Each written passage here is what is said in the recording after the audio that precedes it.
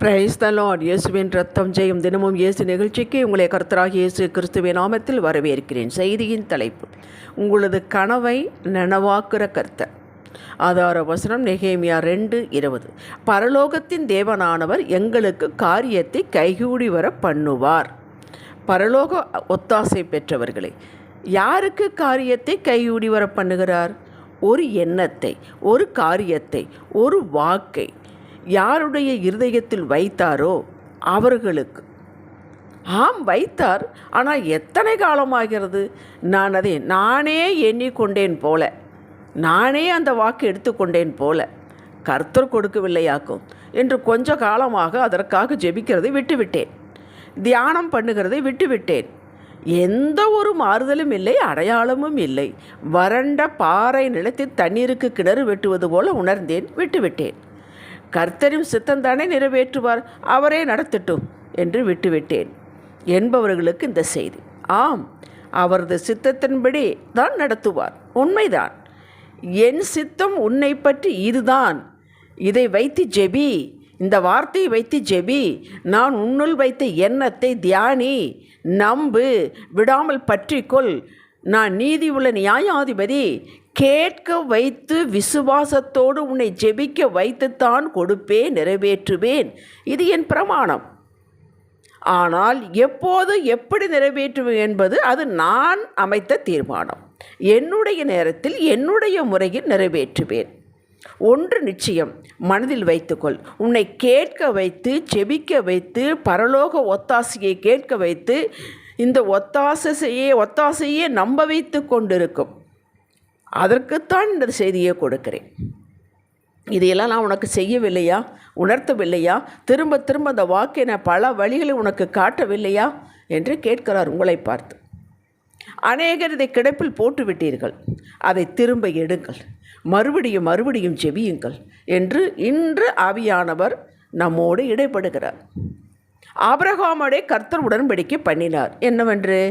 உன் சந்ததியார் தங்களுடையது அல்லாத அந்நிய தேசத்திலே பரதேசிகளாக இருந்து அத்தேசத்தாரை சேவிப்பார்கள் என்றும், அவர்களால் 400 வருஷம் உபத்திரவப்படுவார்கள் என்றும் நீ நிச்சயமாய் அறியக்கடவாய். இவர்கள் சேவிக்கும் சாதிகளை நான் நியாயம் தீர்ப்பேன். பின்பு மிகுந்த பொருள்களுடனே புறப்பட்டு வருவார்கள். 4ஆம் தலைமுறையில் அவர்கள் புறப்பட்டு இவ்விடத்திற்கு கானான் வருவார்கள். இது கர்த்தர் ஆபிரகாமோடு பண்ணின உடன்படிக்கை. ஆதியாகமம் 15ஆம் அதிகாரம் 13-16 வரை வாசித்து கொள்ளுங்கள். எழுத்து வடிவம் இல்லை, ரெக்கார்டு கிடையாது. வாய்மொழியாகவே, சொல்வழியாகவே ஒவ்வொரு தலைமுறையாக இந்த பிரமாணம், சத்தியம் கொண்டு செல்லப்பட்டது. யாக்கோபுடைய இறுதி காலகட்டத்தில் அவன் 70 பேர்களோடு எகிப்தில் போய் தங்கினான். இவன் மகன் அப்போது யோசேப்பு எகிப்தின் அதிபதியாக இருந்தார் என்பதை நீங்கள் அறிவீர்கள். இந்த இஸ்ரவேல் மக்கள் வேறு எந்த தெய்வத்தையும் வழிபடவில்லை. வாய்மொழியாகவே சொல்லப்பட்ட தேவனையே, கர்த்தரையே, அவர் கொடுத்த உடன்படிக்கை, அவர் என்ன வாக்கு கொடுத்தாரோ அதையே சொல்லி சொல்லி சொல்லி சொல்லி ஜெபித்தார்கள். இவர்களுக்கு தெரியாது அந்த காலம் முடிந்து விட்டதா இல்லையா என்று. ஆனால் ஒன்று மட்டும் சொல்லி சொல்லி பரலோக தேவனை நோக்கி முறையிட்டார்கள், அழுதார்கள். எங்களை கொண்டு போய் கானான் சேர்த்துங்கப்பா, நீங்கள் சொல்லி இருக்கிற இவ்வளவுதான்.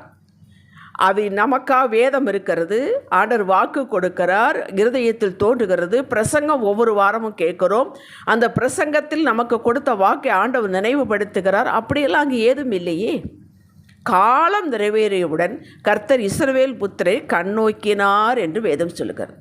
தேவன் அவர்களை நினைத்தருளினார் என்று வேதம் சொல்லுகிறது. யாத்திராகமம் 2:25.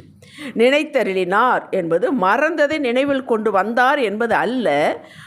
அந்த காலத்திற்கான கர்த்தர் காத்திருந்தவர் அந்த நேரம் வந்தவுடன் இதை அங்கீகரித்து அக்னாலேஜ் பண்ணி நிறைவேற்ற இறங்கிவிட்டார் என்பதாகும். இதேதான் நமக்கு ஒரு நேரம் வைத்திருக்கிறார். நமக்கு கொடுத்த அந்த உணர்வு, அந்த தரிசனம், அந்த வாக்கு, அந்த காரியம் உள்ளே உலர்த்தி அழுத்தி கொண்டே இருக்கிறாரே, அது அந்த நேரம் வந்தவுடன் எடுப்பார் பாருங்க கையில். நமக்கு ஒரு தரிசனமோ, ஒரு எண்ணத்தையோ, ஒரு காரியத்தையோ, ஒரு வாக்கையோ இருதயத்தில் வைத்து அதை அழுத்தி கொண்டே இருக்கிறார் என்றால், அந்த நேரம் வந்தது. இஸ்ரவேல் மக்களுக்கு எப்படி நினைத்தருளார் சொல்லப்பட்டிருக்கிறதோ அப்படியே நம்மையும் நினைத்தருளுவார். காரியத்தை கையில் எடுத்து கூட நடத்தி முடிப்பார். அதுவரை இஸ்ரவேல் மக்கள் தேவனிடம், பரலோக தேவனிடம் வேண்டிக் கொண்டேதான் இருந்தார்கள். ஒரே ஒரு ப்ரேயர் ரிக்வெஸ்ட், எங்களை எங்கள் தேசமாகிய கானான் கொண்டு செல்லும் அப்பா, சேர்த்தும் அப்பா. இதையே முக்கியமாக தூக்கி பிடித்தார்கள்.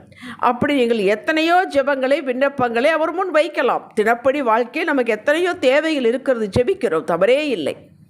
ஆனால் எதை முக்கியமாக அவர் கோடிட்டு காட்டினாரோ, உணர்த்தினாரோ, செய்வேன் என்று சொன்னாரோ, வாக்கு மூலமாக பேசினாரோ, திரும்ப திரும்ப அழுத்தம் கொடுத்தாரோ, அதை எடுத்து தூக்கி பிடிக்க வேண்டும். உதாரணமாக, இந்த தேசத்திலே உன்னை உயர்த்துவேன், நீ சொந்தமான பிஸ்னஸ் ஆரம்பிப்பாய், உனக்கு வீட்டை தருவேன், பிரிந்து போன குடும்பங்களை ஒன்று சேர்ப்பேன், ஊழியத்தில் இணைத்து கொள்வேன், இழந்ததையெல்லாம் நீ திரும்ப பெறுவாய். இப்படி எத்தனை, நான் உதாரணத்துக்கு தான் சொல்கிறேன்.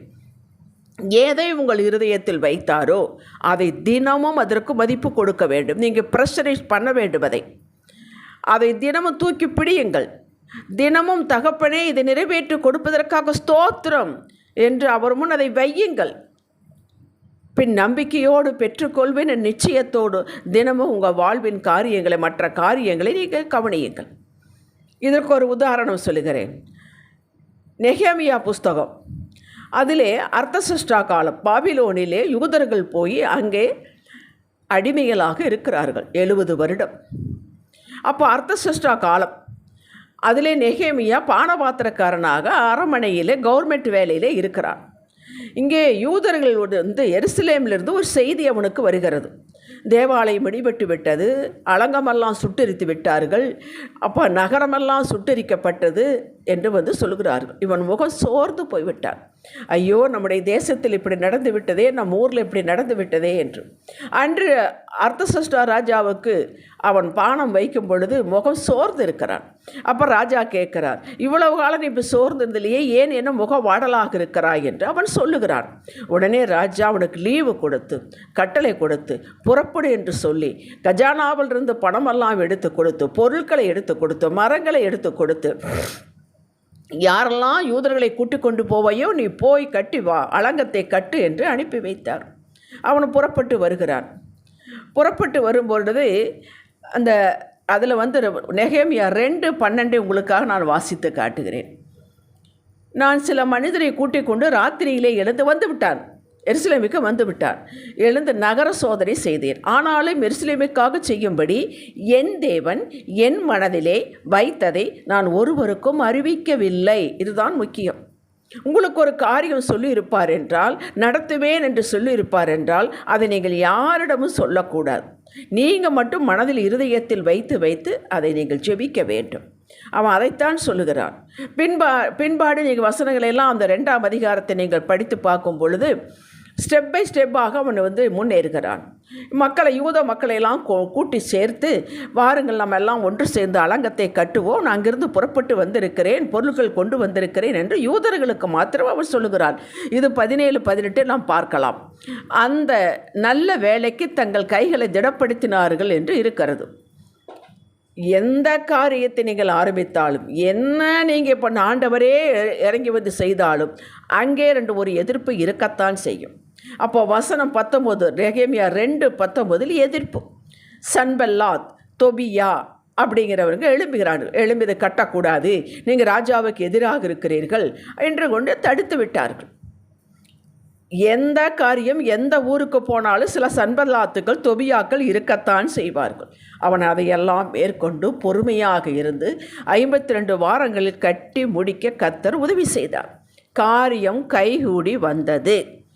எத்தனை எதிர்ப்புகள் இருந்தாலும் கர்த்தர் உங்களுக்கு செய்வேன் என்று சொல்லிவிட்டால் அவர் அந்த எதிர்ப்புகளெல்லாம் அவர் பார்த்து கொள்வார். நாம் எதிராக இருக்கக்கூடாது, அவிசுவாசத்தோடு இருக்கக்கூடாது. அவ்வளவுதான். காரியம் கைகூடி வந்தது. இன்னொன்று சொல்லுகிறேன்.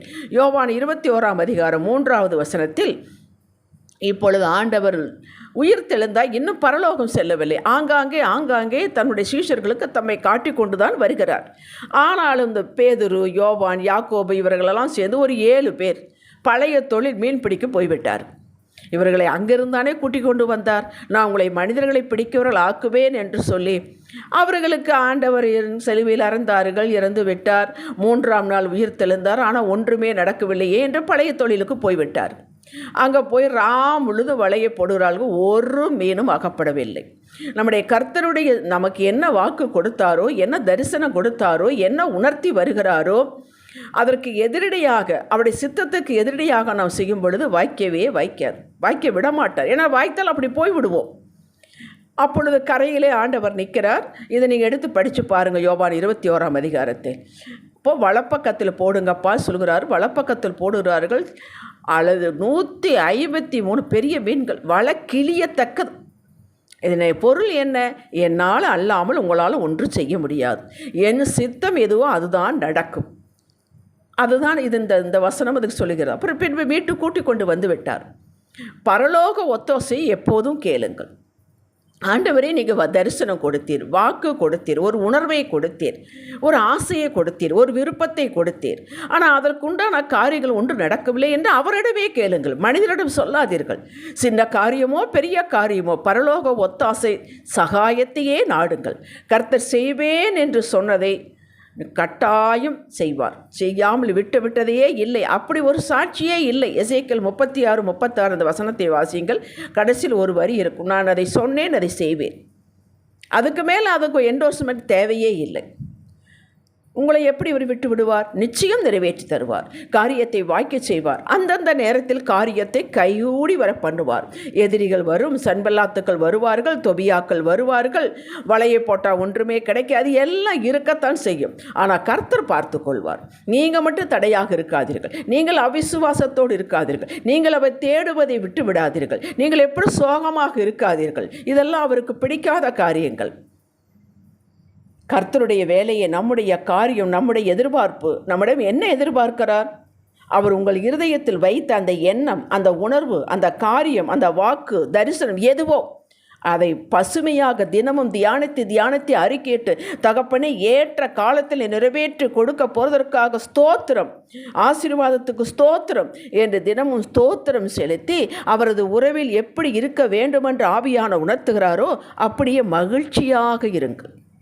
எல்லாம் அதனதன் காலத்தில் நேர்த்தியாக, முழுமையாக, அருமையாக நிறைவேற்றி முடித்து தான் சொன்னதை செய்து முடிப்பவர் என்பதை உங்கள் வாழ்வில் நிறைவேற்றி காட்டுவார், நிரூபித்து காட்டுவார். ஜெபிக்கலாம். தகப்பனே, இதோ இப்பொழுதே, இன்றிலிருந்தே நீர் என் இருதயத்தில் வைத்த, அழுத்தம் கொடுத்த அந்த எண்ணத்தை, அந்த காரியத்தை, அந்த வாக்கை உமக்கு நேராக தூக்கி பிடித்து நிறைவேற்றும் காலம் வந்து விட்டதப்பா, செய்து முடியுங்கப்பா, சீக்கிரம் செய்து முடியுங்கப்பா, இதற்கு எனக்கு உண்டான வழியை காட்டுங்கப்பா என்று நான் ஜெபித்து கொண்டே இருப்பேன். இயேசுவின் நாமத்தில் பிதாவே, ஆமேன். இன்றைய சிந்தனைக்கு நிறைவேற்றுபவர், காரியத்தை கைகூடி வர பண்ணுகிறவர் கர்த்தர். நான் இதை தினமும் தியானித்து சீக்கிரம் பெற்றுக்கொள்வேன் என்று விசுவாச அறிக்கை செய்து எதிர்பார்ப்பதுதான் நான் செய்வேன். இதுதான் என்னிடம் எதிர்பார்க்கிறார். ஆமேன். அல்லேலூயா.